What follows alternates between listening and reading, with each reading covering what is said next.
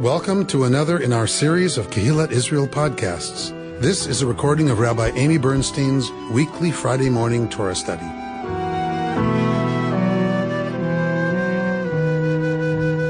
We are in the first triennial year, right, of the cycle. With Parashat Yitro, however, we read the whole Parsha every year. I don't know if it's because it's shorter, but like if you look at how it's laid out in Hebcal, which is where we go to find the triennial reading, or in our prayer book it has it. It's the full Kriya. It gives you the same verses, year 1, 2, and 3. So we wind up seeing this text a lot, this opening text of what's happening with Yitro and Moshe, and then of course the rest of the Parsha is the revelation at Sinai. So the Israelites, last week we talked about the Israelites being trapped between the sea and Pharaoh. They moved through the sea and they have moved on to Sinai, to the mountain, which is also called what? Horeb. In Deuteronomy it's called Horeb. The revelation is at Horeb. Here it's called Sinai. So there are two traditions about what the name of the site, the mountain is, where the people receive revelation. I'm sorry? Twin Peaks? They were part of the same reign. So perhaps that's one explanation that people give for why both names appear. It's two variant traditions about what it was called. We do have Twin Peaks of, right, Ebal and Grizim, where they do a ritual where it's clearly, there's no mention of two mountains anywhere in the text. It says the mountain, Hahar. So the mountain is called different things by variant traditions, unless we want to get creative and say it's actually two mountains next to each other. One's Horeb, one's perfectly wonderful. Chapter 18, everybody there? All right, let's start. Yitro, priest of Midian, Moses' father-in-law, heard all that God had done for Moses and for Israel, God's people, how Adonai had brought Israel out from Egypt. So Yitro, Moses' father-in-law, took Zipporah, Moses' wife, after she'd been sent home, and her two sons, of whom one was named Gershom, that is to say, I have been a stranger in a foreign land, and the other was named Eliezer, meaning my ancestors. God was my help delivering me from the sword of Pharaoh. Jethro, Moses' father-in-law, brought Moses' sons and wife to him in the wilderness where he was encamped at the mountain of God. He sent word to Moses, I, your father-in-law Jethro, am coming to you with your wife and her two sons. Moses went out to meet his father-in-law. He bowed low and kissed him. Each asked after the other's welfare, and they went into the tent. All right. Moshe is with the people in the Midbar, in the wilderness, and Yitro, his father-in-law, right, who is the high priest of Midian, clearly has sent word that he's coming to see Moshe, and he seems to have Zipporah and Moshe's two sons with him. We don't know why. We don't get this episode anywhere in Torah, possibly when we have that whole bridegroom of blood incident that's now only a couple of verses long. Possibly more of that story is lost to us that explained Zipporah and the boys going back to Midian, because they set out with Moses to go to Egypt. Clearly somewhere along the way she's sent back. So there's lots of midrashim that suggest that there's intervention, and someone says to Moshe that this is not a good idea to take your wife and two sons into what is possibly an extraordinarily dangerous situation. He says, her two sons. Your two sons. Yep. Curious. Good close reading, Reuben. So it's clear that we're dealing with his wife. We're clear that we're dealing with the mother of his sons, right? So it's very clear that this is, right, who is coming to meet Moshe. There are lots of discussions about where this episode belongs. This episode is most likely out of place, and even the early rabbis understood that. Even in early commentary, we have people talking about that this can't be before Revelation because it says, as we're going to see, it says too many things that imply what has happened after Revelation. So, in any case, we have this meeting between Yitro and Moshe. Moshe, clearly respecting his father-in-law's status, goes out to meet his father-in-law, or he doesn't wait for his father-in-law to come to him. He goes out to meet his father-in-law and bows low, right, forehead to the ground, and kisses them. They ask after one another's welfare, and they move into the tent. All right. Verse 8. Moses then recounted to his father-in-law everything that Adonai had done to Pharaoh and to the Egyptians for Israel's sake, all the hardships that had befallen them on the way, and how Adonai had delivered them. And Jethro rejoiced over all the kindness that Adonai had shown Israel when delivering them from the Egyptians. Blessed be Adonai, Jethro said, who delivered you from the Egyptians and from Pharaoh, and who delivered the people from under the hand of the Egyptians. Now I know that Adonai is greater than all gods, yes, by the result of their very schemes against the people. And Jethro, Moses' father-in-law, brought a burnt offering and sacrifices for God. And Aaron came with all the elders of Israel to partake of the meal before God with Moses' father-in-law. So this is one of the clues that the commentators point to, that if there's an altar and they're offering a sacrifice on the altar, this could only be after the instructions for doing that would have been given. But we've seen certainly Noah offers a sacrifice as soon as he gets off the ark.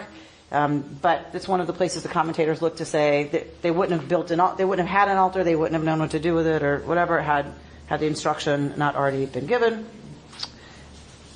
In any case, we now get the interaction between Yitro and Moshe. It is not uncommon for a non-Israelite to reference Yud He Vav He when blessing or dealing with Israelites.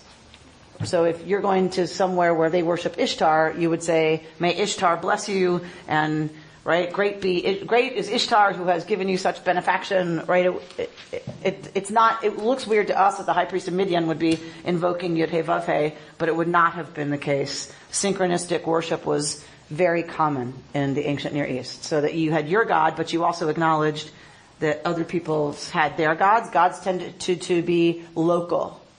So it was, if you were in someone else's territory, it was very possible that the God of that place was the God you would invoke. But he went on to say, now I know that Yud He Vav He is greater than all the other gods. Right. That was a surprise. That's what surprised me.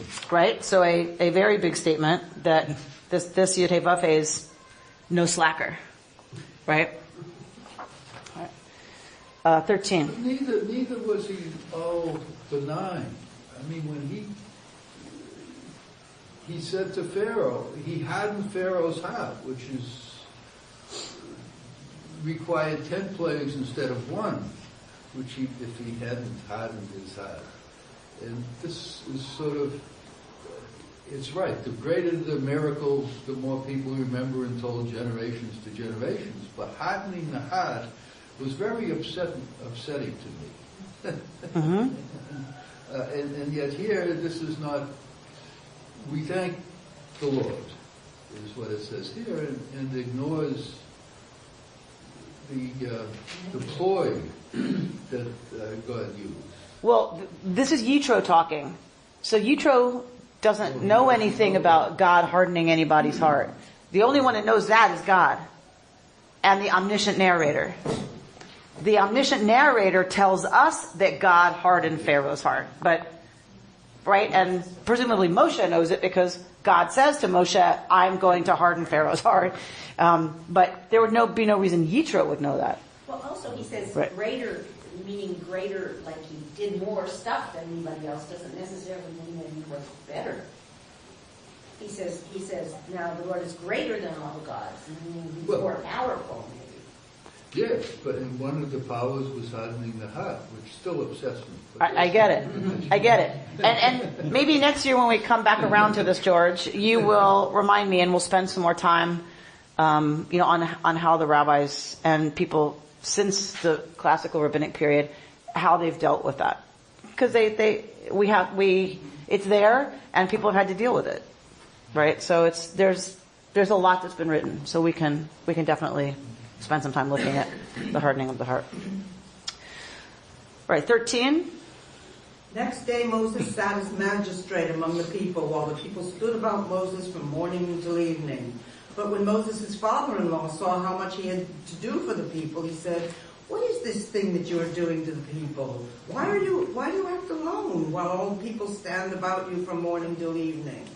Moses replied to his father-in-law, "It is because the people come to me to inquire of God. When they have a dispute, it comes before me, and I decide between one person and another, and I make known the laws and teachings of God." So here comes Yitro watching Moses do his job. Moses gets up and goes to work in the morning. His father-in-law observes and sees that Moshe has all the people standing around him from morning until evening. So all day long, people are coming to Moshe to have things adjudicated for them. When Moshe's father-in-law saw how much he had to do for the people, he said, "What is this thing that you are doing to the people?" Who died and made you king? Aha. Yitro is implying here that what Moshe's doing is bad for the people. Mm-hmm. Not just bad, it doesn't start with it's bad for Moshe, that he's working too hard. It starts with, this is not good for the people. Mm-hmm. What is this thing that you're doing to the people? Why do you act alone while all the people stand about you from morning till evening? What's Yitro's criticism? He needs organization. He needs people working, doing things. Delegate. He needs to delegate. How come? Delegating, yeah. How come? Well, Yitro is an experienced person. He's older. He's been a leader among the people he lives with, and Moses listens to him. And Moses understands that he's got wisdom to share and experience to share. Well, it also smacks of Pharaoh. And, the one place that rules come from is from Pharaoh. There's no democracy. There's no other decision makers. So presumably Moshe is adjudicating law given to him by God. But I think it says it right there. Yitro might be saying, "Are you trying to be God to these people?" So maybe the fact that the people only get the law adjudicated through Moshe sets Moshe up to be a little too Pharaoh-y, right? A little too, that he's the only point that, arbiter, right? The only arbiter, and with an invisible God that only talks to Moses, right? It can start to look a little... Like Jesus. I'm just saying it could be analogous, like Jesus is the messenger of God and Moses is how different religions view that person as. So that the danger becomes that Moshe himself is deified, is what I hear you saying. Because Moshe is a prophet, right? Just like Jesus, that is what I heard you say, right? That, like Jesus, it's that you speak for God. That what can happen, as we see in the case of Jesus, is that you can take that person and if they're too close to the Godhead, they can be conflated. And there seems to be Yitro seems to get it that early warning that this is not good for the people. I just read this as a self-help book for CEOs. You delegate authority, you have this hierarchy, and each person has their responsibility, and they feel more engaged in the whole enterprise. So part of why it's not good for the people is because the people are not participating with any level of responsibility. Exactly. That they don't get to employ their own minds, talents, thoughts, decision-making abilities. The people are not accessed. They're not participating in a way that is meaningful, right, in this whole process. So that's another way it's not good for the people. So it's not good for the people that Moshe becomes a little too godlike. It's not okay for the people that their talents and whatever are not tapped. Why else is this bad for the people? He's not teaching the people how to take responsibility for themselves. They're not taking responsibility at all? I was just thinking in general, societies work better when more people participate. More people have buy-in. More people have buy-in, more people feel a sense of ownership, a sense of responsibility for the whole project. It's sort of reminiscent of when they were slaves in Egypt. I mean, they're not independent, and they don't have any feeling of self-worth. They're just... So a major difference between a free people and slaves is that they participate in their own society, right? And the discussion about what goes and doesn't go. This model isn't sustainable for the people or for Moshe. And why not for the people? There's one obvious thing for me that, about why it's not good for the people. Why is it not sustainable for the people? Well, one of the reasons is that if they're literally standing there from morning till night, and they can't do anything else. Correct.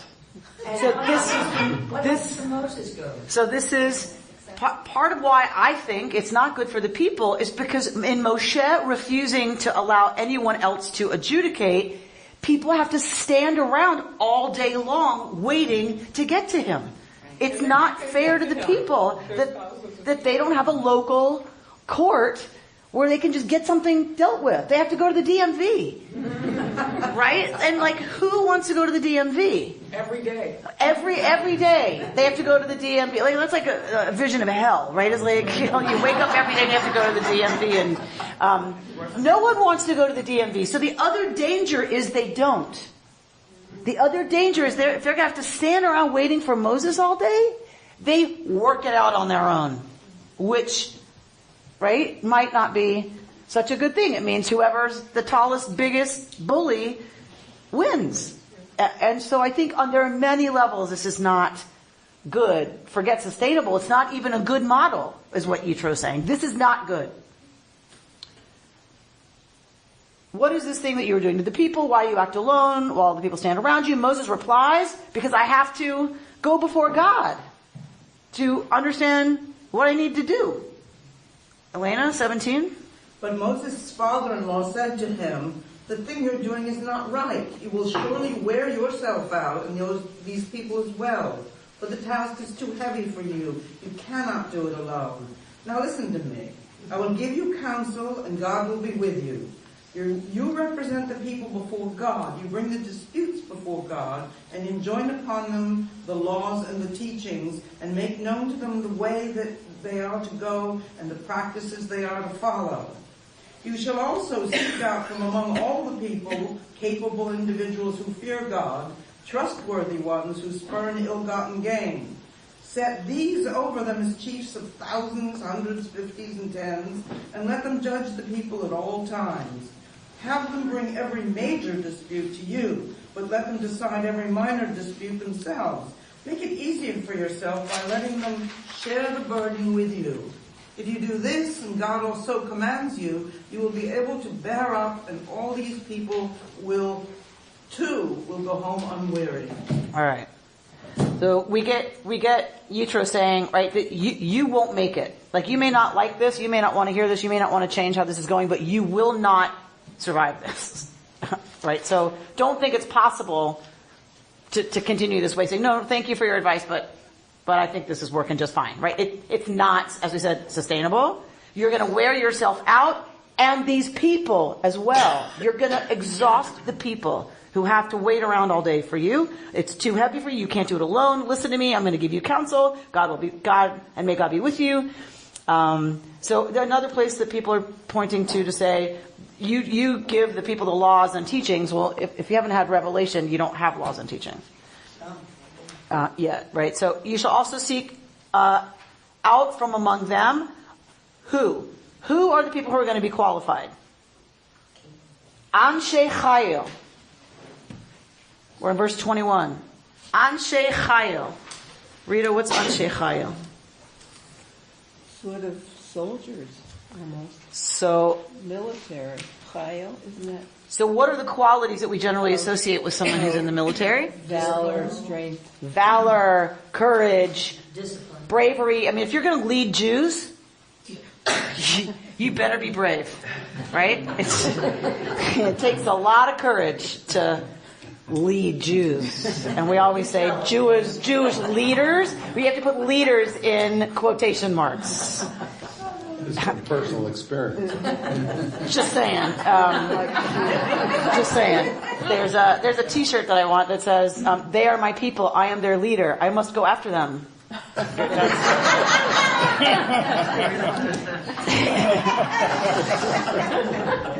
Anshe Chayil, brave souls. Yirei Elohim, those who fear or are in awe of God. Right. So these are qualities you have to have. Anshe Emet. What's Emet? Truth. So Anshe Emet means people of truth, meaning they are honest. Right? They're forthright. You can count on, right, that they're not going to lead people astray. Son'ei vatza. Those who hate, that's not a great English. That's great. Ill-gotten gain. So those who hate corruption, right, that are not going to be corrupt. They're not going to cheat. Who are not going to cheat for material wealth. Who are not going to skim. Right, who are not going to have deals go their way so that their towers get built or whatever needs to happen. So these are the qualities that it seems Yitro understands are the ones that will make successful leaders. And then you're going to set over them. So then now you've got leaders for tens, 50s, hundreds, thousands, and the Moshe becomes the Supreme Court. But this is setting up essentially a judiciary, because this is about when people have a dispute. That's why they're coming to Moshe, because there's a dispute. And so this is setting up the judiciary. It is a very early example of a judiciary that works, right? That you have smaller courts and things get kicked up to higher courts and then are finally adjudicated by the Supreme Court, Supreme authority, in this case, Moshe through God. We have to be clear. It's not Moshe. It's Moshe interpreting God's laws and all of that. All right. Then you will make it, Yitro says, right? You will be able to bear up, and all these people too will go home unwearied. People tend to focus on Yitro says, Moshe, you're going to burn out. You can't do it alone. I hear over and over and over Yitro saying this is bad for the people. They are weary. This is going to wear them out. It's not good for them. And yes, of course, Moshe's health is mentioned once. But so many times Yitro mentions that this is not good. It's not a good model for the people. It's not a good model for society.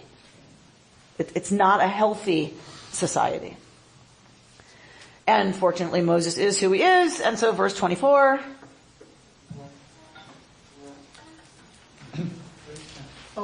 Moses heeded his father-in-law and did just as he had said. Moses chose capable individuals out of all Israel and appointed them heads over the people, chiefs of thousands, hundreds, 50s, and 10s. And they judged the people at all times. The difficult matters they would bring to Moses, and all the minor matters they would decide themselves. Then Moses bade his father-in-law farewell, and he went on his way to his own land. All right. Now we come to a completely other scene. So this is divided by chapter 18, and then what happens next, which is the covenant at Sinai. Yeah. 19. On the third new moon after the Israelites had gone forth from the land of Egypt, on that very day they entered the wilderness of Sinai. Having journeyed from Rephidim, they entered the wilderness of Sinai and encamped in the wilderness. Israel encamped there in front of the mountain, and Moses went up to God. Adonai called to him from the mountain, saying, "Thus shall you say to the house of Jacob, and declare to the children of Israel, you have seen what I did to the Egyptians, how I bore you on eagle's wings and brought you to me. Now then, if you will obey me faithfully and keep my covenant, you shall be my treasured possession among all the peoples. Indeed, all the earth is mine, but you shall be to me a kingdom of priests and a holy nation. These are the words that you shall speak to the children of Israel." So Moshe to speak to the people, to say, you've seen what I, God, have done, how I bore you on eagle's wings and brought you to me. Now, if you will faithfully obey me faithfully and keep my covenant, you shall be my people. This is an offer. If you accept the covenant, then you will be my treasured possession among the peoples. All of the earth is mine, meaning I'm the God for all of the earth. It's not saying I won't be their God, right? It's saying all of the earth is mine, but you will be to me a kingdom of priests and a holy nation. These are words that have rung down throughout the millennia. Pretty clear statement, though, of a chosen people. It is definitely a story told by a certain people who claim a special relationship to the universal God, for sure. So how does Reconstructionism deal with that particular passage? We get rid of chosenness as something that's meaningful for us. Doesn't mean it's not part of our heritage. Okay. Right? This is how they understood it. Reconstructing says we take what we're given and we reconstruct it. Well, and actually we choose to re-accept the covenant in our own lives every day. Of course. So do we have a covenant? Of course we have a covenant. Or what's the point, right? So the point is Reconstructionism doesn't believe that's an exclusive covenant. That it doesn't mean other peoples don't have their own covenants with the one God. Or that we can choose not to have the covenant for our own lives. Well, for sure. We can have to re-choose constantly. We have to reselect. It's an interesting theological question, because most of the time we have translated this to mean we don't have an option. We are bound by the covenant. We don't get to opt out. You can disobey. You can break the law. But the covenant remains. You were bound by your ancestors at Sinai. You don't get to opt out.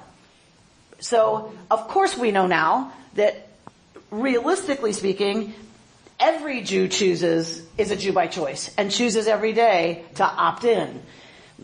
Traditionally, we've understood that the covenant was made by our ancestors. It is binding on every generation of anyone who was ever going to be Jewish. And we then get to decide what that means, right? Do I care that I'm bound by a covenant?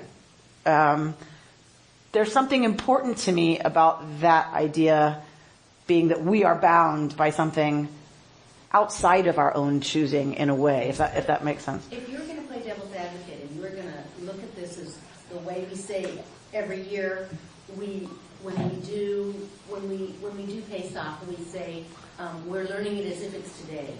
You could say, if you obey me faithfully. So you could say that if you're looking at it in today, if I choose not to obey you faithfully, then I don't take on the covenant. But it doesn't mean the covenant's not there. Correct. It means you're not agreeing with it. It means you're breaking the covenant. But in other words, this is seen as there's an if in there. This is seen as having happened already. Right. They said yes. Okay. They said yes, and we're going to see. They said yes, and now it's bind on all y'all who are atem nitzavim hayom kulchem, all y'all standing here today. Those of you who are here today, and those of you who are not here this day, are bound by the covenant. Yes. All right, and of course we know that I'm talking mythically. Yes, we're clear that I mean this as our sacred mythology. I don't need a people to have stood anywhere and heard anything, right? This is a statement of God, too. This is a statement of who and what God is, because it's beyond our personal selves. It's greater than ourselves. Correct. I if I could, always have a problem with people having a problem with this, with this verse, because it is secular, treasured, precious people, and I always look at it as like God saying to one child, "You're my precious child," and then saying to the other one, "You're my precious child." He never said, "I'm having no other precious children." It's just that it's saying, in order for us to be in relationship, like older child, you have to do X, Y, Z, and this child's going to do A, B, C. But I don't see why anybody should feel left out of it, just because right now they're saying Israel is a treasured people. Well, and being a nation of priests isn't always pretty. Are you an only child? No, I'm not. But I'm just saying there's a lot of responsibility given, Yes. being the oldest child. So it's very Reconstructionist. That's very Reconstructionist. Okay, so we're a treasured people. Yeah. So are other peoples treasured by God, and they can be to God in another way. It doesn't say you're also treasured and they'll also be. That's something that It's not their book. it's not their book, but we don't know what God thought about all the other people. no, we don't. But I'm just saying that it's not I'm a saying younger that there's. child. Well, it does say all the earth is mine, so the Jewish in some ways is you. Right now is the time for our covenant. We're getting the covenant. This is it. So he's saying this is part of the deal. So to Judith's point, this is later interpreted by the words Asher Bachar Banu Mikol Ha'amim, who chose us from among all other people. So it does become understood as exclusive. It is very Reconstructionist to go back. Where is that from? Is that rabbinic? Yes. Oh. The tradition does interpret this as an exclusive covenant, that there aren't covenants with other peoples, that we were chosen from among all the other nations. It's very Reconstructionist to go back to the text and say, but it doesn't say Asher Bachar Banu in the text. No. And to say, okay, so we have this arrangement, and other peoples, which is actually what I believe, that we have a very Jewish arrangement with the divine, with all of its complications and all of its craziness, because we're Jews. It's our deal. It's going to be complicated. Other people have their covenant with the divine. And that's what I feel too. All right, so 7. Moses came and summoned the elders of the people and put them all, and put before them all that Adonai had commanded him. All the people answered as one, saying, all that Adonai has spoken we will do. And Moses brought back the people's words to Adonai, and Adonai said to Moses, I will come to you in a thick cloud in order that the people may hear when I speak with you, and so trust you ever after. Then Moses reported to the people's words to Adonai, and Adonai said to Moses, go to the people and warn them to stay pure today and tomorrow. Let them wash their clothes, let them be ready for the third day. For on the third day Adonai will come down in the sight of all the people on Mount Sinai. You shall set bounds for the people round about, saying, beware of going up to the mountain or touching the border of it. Whoever touches the mountain shall be put to death, without being touched by being either stoned or shot. Beast or person, a trespasser shall not live. When the ram's horn sounds a long blast, they may go up on the mountain. All right. Moshe summons the elders and tells the elders everything that God has said to him so far.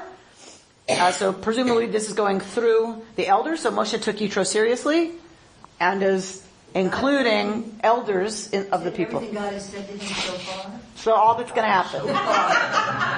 Shofar. Oh, really? Everything God said to him, shofar.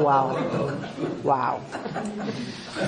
There's no way to prepare for some things. So he says that to the elders. The elders presumably speak to the people, and the people answered. This is one of the most famous lines of Torah, is that they say, everything God has spoken, we will do, right? And later we're going to hear Na'aseh v'nishma.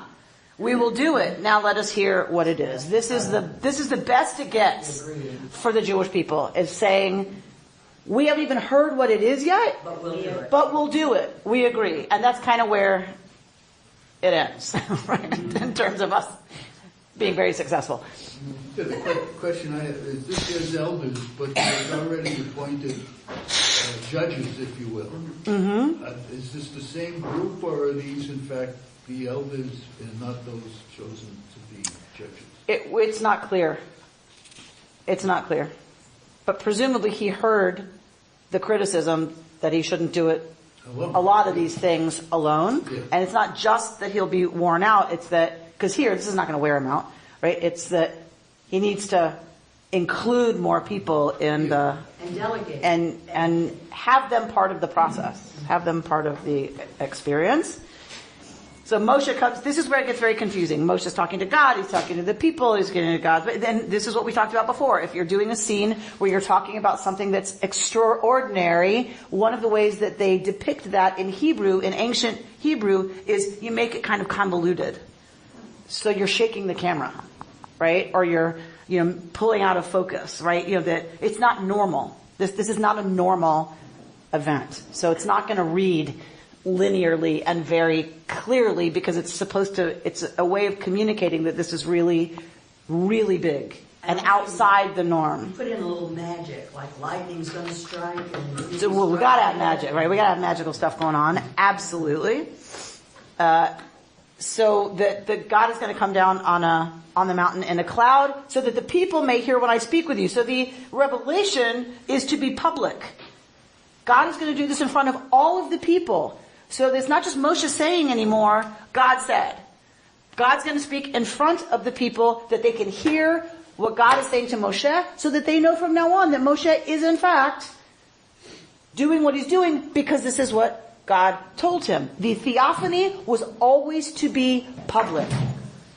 This is out of anything we have ever seen in ancient Near Eastern literature. The priests experience the theophany. Or the prophet experiences the theophany, not the people. This happens nowhere else in ancient Near Eastern literature, religious literature. It doesn't happen anywhere else in other religions either. It is. It's always one guy. Everybody has to believe that. It is very rare that you have the God appearing, divinity appearing, and revealing the truth to all of the people. Christianity had to turn it into a man who spoke instead. Correct. The same thing with Islam. Yes. It's one guy. So this is genius. There is in Christianity or earlier traditions of people receiving, right, on Pentecost, it was the idea of that the Holy Spirit comes down and people begin to speak in tongues. So there is direct access. The Holy Spirit. The Holy Spirit. The Trinity to make it work. Well, the Trinity is late. Trinity is later. And that's still different. Early Christianity did not have a Trinity, right? Early Christianity is a prophet, right? Like Moshe. The divinity of Jesus is very late. We have to remember that. The divinity of Jesus is very late. After Jesus died, 600 or 800 years later. A very long time. Yeah. Before Jesus is associated with divinity. I mean, that's a move, meaning that's a move that's made that was not something the early Jesus people needed. Right. Jesus was not a Christian. Correct. Well, for sure he was not a Christian. It was a result of the impact of Greek philosophy. You get Paul and others learned in Greek philosophy, so you have an attempt to define the deity in terms of potentiality and actuality, and then the third dimension, and so the triadism, the threeism, right, which is epitomized in the Trinity, is in fact the process of Greek definition. So there's many things that Christianity is exposed to that then, right, change it, and probably also the needs of the people change as they are in different cultures and different countries, and so what they need from this new religion changes as well. So perfect example is what comes out of Greek influence and the needs of a Greek people to what they need from this new religion, what they need it to be. All right, but we digress a little bit. So they're to stay pure, right? And so Moshe's talking to the men here. Yeah. I noticed in parentheses it says, the men among you shall not go near a woman. Right, because presumably it's silly to say to the women, don't go near a woman. Like what? Like, right? So it must be talking to the men because it's talking about purity. My thought is that they're always talking to the men anyway. Well, and this is one of the places that some people want to suggest that it was only the men who were going to receive revelation. And one of my bat mitzvah students was very upset to see, that commentary. I said, but the tradition is that everyone was at Sinai. So people want to point here to make that case. That is not what the tradition. It's a generic term, men. No, here he's talking to men, not to have sex. Oh, okay. Right? That's, Having sex renders you impure. They're about to have a religious experience. They cannot be in a state of dysregularity, right? So seminal emission makes you in a state of dysregularity. So don't do that for the days prior to this amazing experience. You're not to be distracted. You're not to be doing other stuff right now. You're supposed to be paying attention and preparing yourself for this amazing, right? is that the origin of the Mechitza? The origin of the Mechitza is in the purity laws. Yes, right. So, but those are later. We get those in Leviticus. So the Mechitza is more from that set of laws, but certainly it informs this text that, and the mountain is taboo. The mountain is completely taboo. So you cannot touch it, neither can any other living thing. When something's taboo, it's punishable by death, that you encroach on the sacred. You cannot encroach. We've talked about this before with the Mishkan. You cannot encroach on the sacred, right? It is the worst of the worst of the worst of the worst. So the mountain is the sacred? Yes. It's going to be supercharged. God is going to come down onto the mountain in a different way than normal, and because God is everywhere, and it's going to supercharge the mountain. Yes. So you can't. It's nuclear. It's tough on the animals. It's very tough on the animals, right? So you better keep your animals where they belong. They're your responsibility. Your people, your family, and your animals are your responsibility, Mr. Israelite. The animals will have a kind of revelation if they obey the taboo. There's a kind of implicit. What's implicit is no living thing can encroach on the mountain.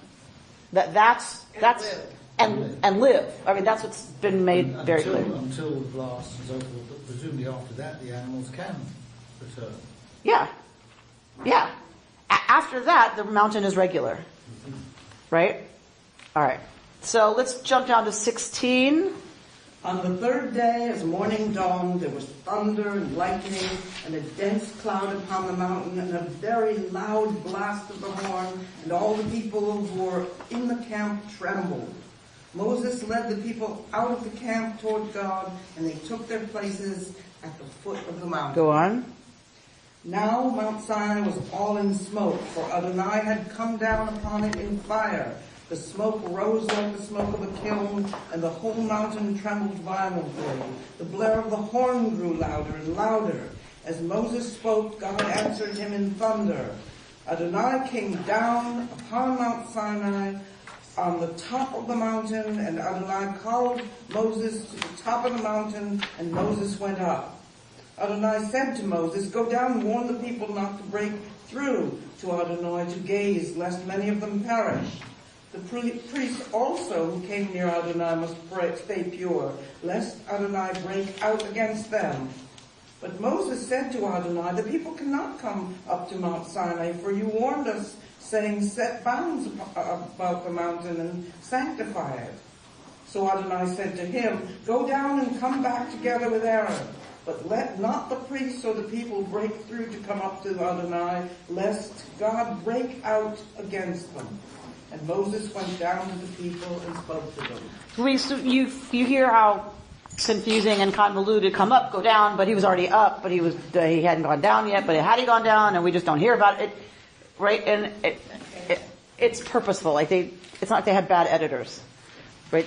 And so we get all of these amazing natural occurrences in ways that are not natural.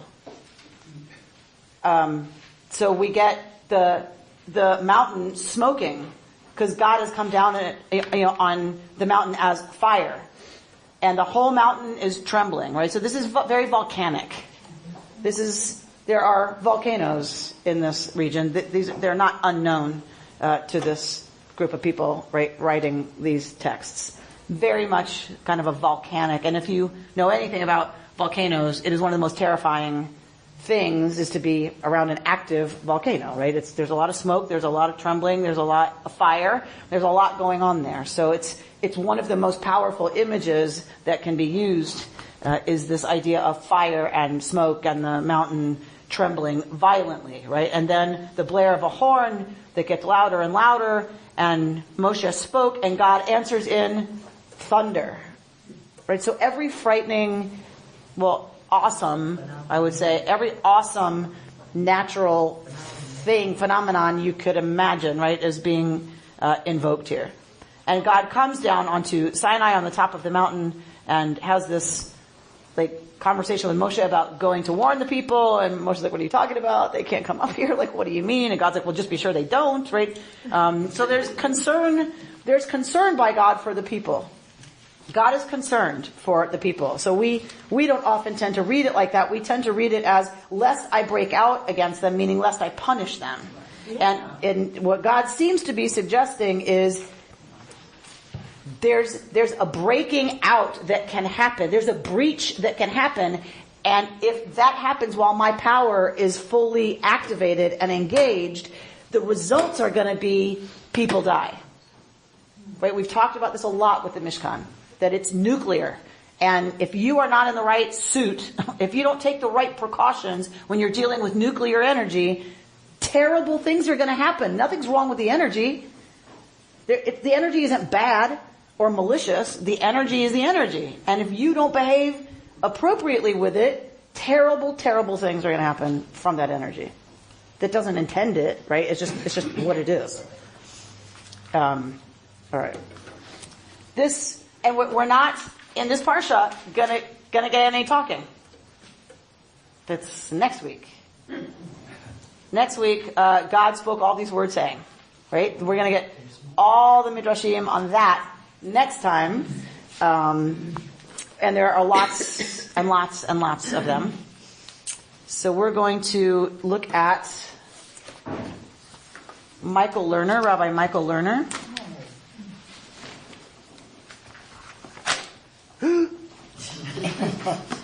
That was not a good sound. So I'm trying to make it easy that they're stapled so that we don't have the usual chaos. The most freaky thing to me here is the rest are natural phenomenon you could see in nature, but the blare of the shofar getting louder and louder. Who's blowing it? I mean, that would be very scary. Really freaky? Yeah. Very dramatic. Yeah. Very dramatic. It's meant to be extremely dramatic.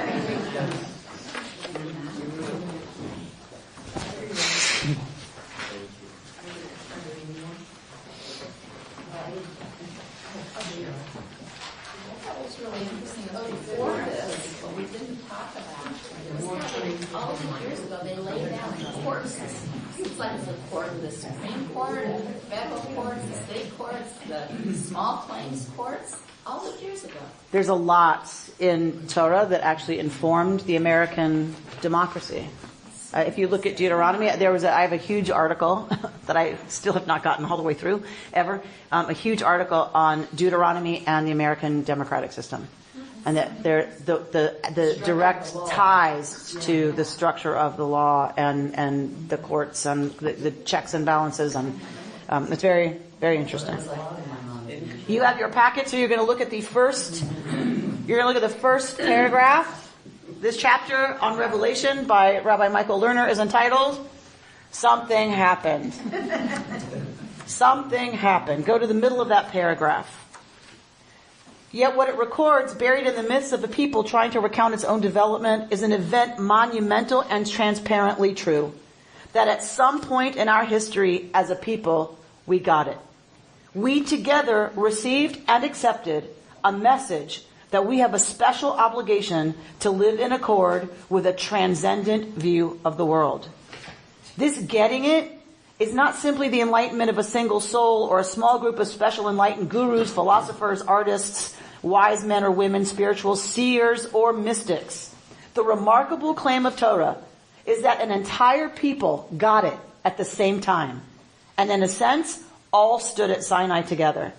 And as the Midrash wisely adds, not only those living at that historical moment, but also all future generations were at Sinai, so that all of us heard the message together, and all of us can remember how we heard it. An important metaphor is what he's saying, but a metaphor that is about what's true. It's not just a nice thought that we're going to project, right, into poetry. He's suggesting this is the truth. Something happened. And we as a people got it. That for me, right there, we could stop right there. Right? That's revelation for me. And is what compels me to continue to use that metaphor. And it is still a really powerful and compelling one for me. The idea that we got it as a people and remember getting it. It's a far more powerful statement to me that we got it, rather than remember that you were slaves in Egypt. That statement that we got it is like the continuation of the remember we were slaves, and much more significant. Go to the next page. The second paragraph. The very way that this story has been told from generation to generation is good evidence that something happened. And that something happened to an entire people, not just a few people. But there's another way to look at the story.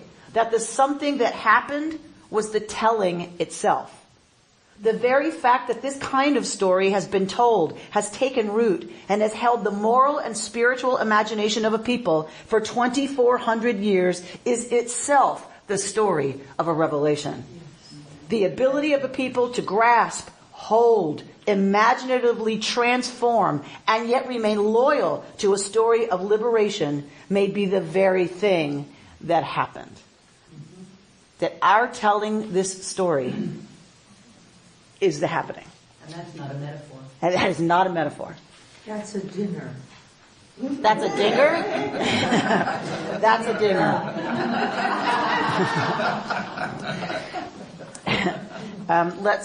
Let's go to page 79.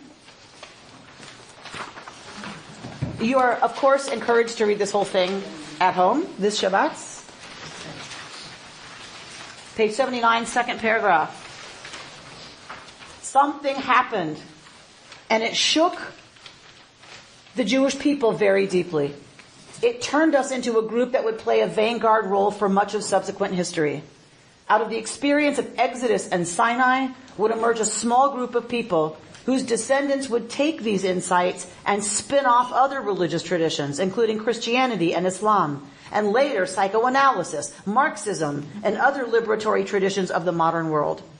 Something happened to make this group conceive of itself in such a way that it would make a contribution to the world out of proportion to its numbers. A contribution that would build upon the realization that the oppression and evil in the world could be overcome. So for our purposes, let us call whatever happened the revelation at Sinai. And if you go to the next page,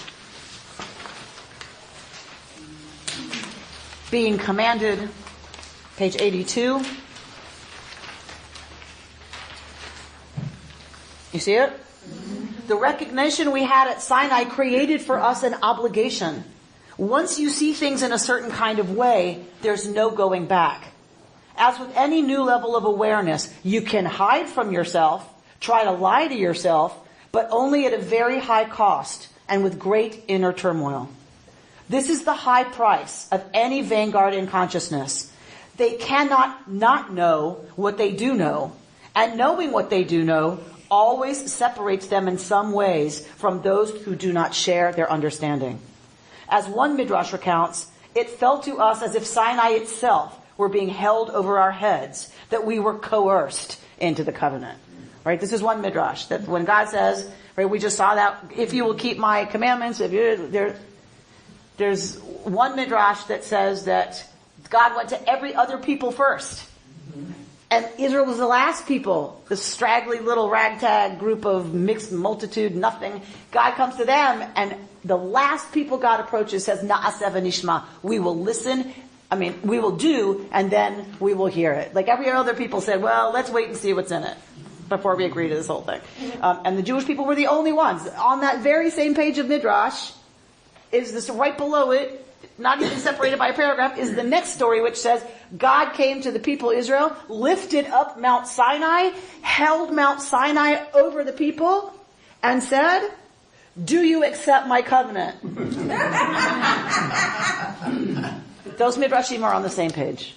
You have to love, what a crazy people, right? That those two stories are on the same page. That we were the only ones to accept, and that we accepted with the mountain hanging over our heads. And what Lerner is saying is that sense of coercion is because once you get it, you can't unget it. So this is what I was trying to say, I think earlier about we as a people get it. And once we got it, that evil and this world can be transformed, and we therefore are obligated to do that. We can turn away from that. We can lie to ourselves about that. We can get all adamant and refuse. I don't have to. Well, you can't make me. You're not the boss of me. We can do all of that if we want to. That's fine. It does not change the fact that the kind of inner turmoil that will cause will eventually do something not so helpful, right, for you, because we get it. And once you get it, once you know it, you can't not know what you know now. Hence the mountain over our heads. We sometimes are dragged into living the covenant. I know I feel that way sometimes, right? I'm tired. I don't want to have to be nice. I don't want to have to do something else and call a senator. I don't want to. I'm tired. I worked hard this week. No. Right? But we have to. We know we're obligated. We can get all cranky about it, and that's fine. But we can't not know or not feel obligated. A different group wants to make a deal. A different group wants to make a deal. Some people want to make a deal. They're not going to do it unless they can make a deal. And they're very good deal makers. Yeah. Yeah. We did not make a very good deal. I'll have to say. Well, to me this is interesting because it sounds like it's almost more God's need than people's need. And tell me in what way? That God needs to have, presuming the God who created everything, needs to have some responsible people on his earth. Maybe he went to everybody and, he was at his wit's end. But whatever, the story really sounds to me a bit like this is seriously God's need to have the people in a covenant. Yes, definitely, because there's another option, right? The other option is God just takes care of it, God's self. Or that doesn't seem to be, rules. Or chaos, or there's no presence of God. Either God stays out of it, and it's planet of the crazy people, or God intervenes. And it is very clear that Jewish tradition understands the way God intervenes is to invite us into partnership. It's the same thing Yitro told Moshe. You've got to involve the people. There has to be a relationship. Knowing that the world both can and ought to be changed gave the Jewish people a sense of being commanded. The written Torah that we have is the record of the moment in history when the Jewish people understood that their laws and conduct must embody mutual recognition. It was all an elaboration of the first commandment. The critical task is to recognize God in one another, God in everything, and then to act in the world in a way consonant with that understanding. And this, Robert, is the thing that only human beings can do. Only human beings can do this. Recognize God in everyone and everything, and then act accordingly. And the rest of the Torah is an attempt by this group of people 2,400 years ago to figure out what that means. We are still commanded. We are still obligated. Our job is to look through it every single year, every Shabbat, every Friday at 9:45, and decide what parts of this are still intact. This is just their best attempt to figure out. The laws that are coming are their best attempt as a society to figure out what does it mean if I believe and know and see God in everyone and everything. What behavior is then required of me when I have a party on my rooftop? It requires that you put a fence around it so that no one falls off and gets hurt. That's what's required. We know you build a swimming pool, you have to put a fence around it because a toddler can wander in there and drown. It's your responsibility, right? Everything flows from this, learner saying, from this awareness and this knowledge. And our job is to continue to reconstruct the tradition to say, what does it therefore call from me now? And what things do we say? Okay, those were the attempt of the people 2,400 years ago to live this. We don't share their worldview. So those laws no longer speak to us. But protecting the widow and the orphan and the stranger, there's a lot to be done with that one right now. Am I right? Yes. There's a lot for us to be called into around that right now in this moment in history. And we are a people that may not do anything about it, but we know we have an obligation to and are reneging on that obligation. That is what I think Lerner's brilliant, beautiful insight about Revelation is we got it. And now we know if we don't help the stranger, the vulnerable, the marginalized, the silenced, the ones who are being rounded up and are terrified, if we don't do something, we are reneging on what we know we are commanded to do. This is the way Jewish tradition is reconstructed. He would say renewed, right? Jewish renewal is his way of talking about it. It doesn't matter. It's the same business, that it's our obligation because we get it, that we are obligated because the world can be transformed. And we are the only ones who can do that. I don't mean Jews. I mean, human beings are the only ones who can do that. Right. I encourage you to read the rest of this at home. I encourage you actually to buy his book because it is, I go back to it over and over and over again. It just doesn't lose its power. The book is called Jewish Renewal, I think. Yeah, by Rabbi Michael Lerner. And it's an inspiring read that like I said, I keep coming back to. You don't read it once and go, okay, that was good, right? You know, you underline and highlight and write in the margins, and he's challenging. Believe me, he's very challenging in terms of challenging us, right? He's very left and very political, and it's a very interesting read. He is who brought my older son back to Judaism during his atheistic phase. Michael Lerner did, reading Michael Lerner. Yeah. Right? Because he's very practical. Like he's very practical in terms of what this stuff means for us. I'm going to close with the poem by Merle Feld called Sinai. And it's in your prayer book. So you should I always want you to know when it comes from the prayer book, because you should know that there's gorgeous stuff in here that nobody ever sees. In the back. The men rushed ahead. They always do. In battle to defend us, in eagerness to get the best view, to be there with each other as a community. We followed later. Some of us waited till we were done nursing. Others waited to go together with those who were still nursing. Most of us were herding several children, carrying a heavy 2-year-old on one hip. It's hard to move forward quickly with a heavy 2-year-old on one hip. Last came the very pregnant ones. When you're that far along, it's your instinct to be afraid of crowds, afraid of being jostled. You hang back. You feel safer being last. Anyway, I was one of the ones with a heavy 2-year-old on one hip. Such a sweet body he had, warm, soft, delicious flesh. He was afraid of the noise. He clung to me so tightly, his fingers in my neck, his face buried in my neck. I showered him with little kisses, not so much to comfort him as out of habit and my pleasure. The earth shook. It vibrated. And so did I. My chest, my legs, all vibrating. I sank to my knees, all the while with this little boy attached to me, trying to merge himself back into me. I closed my eyes to be there more intensely. It all washed over me, wave upon wave upon wave. And afterwards, the stillness of a nation, a people who had been flattened, forever imprinted, slowly raising themselves, rising again from the earth. How to hold on to that moment washed clean, reborn, holy silence. Wow. May we find ways to access that moment, that holy moment that we got it.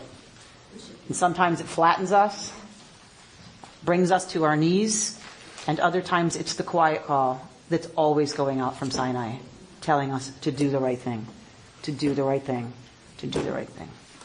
Shabbat Shalom. You've been listening to Rabbi Amy Bernstein's Friday morning Torah study from Kehillat Israel in Pacific Palisades, California. For more information, go to our website, www.ourki.org.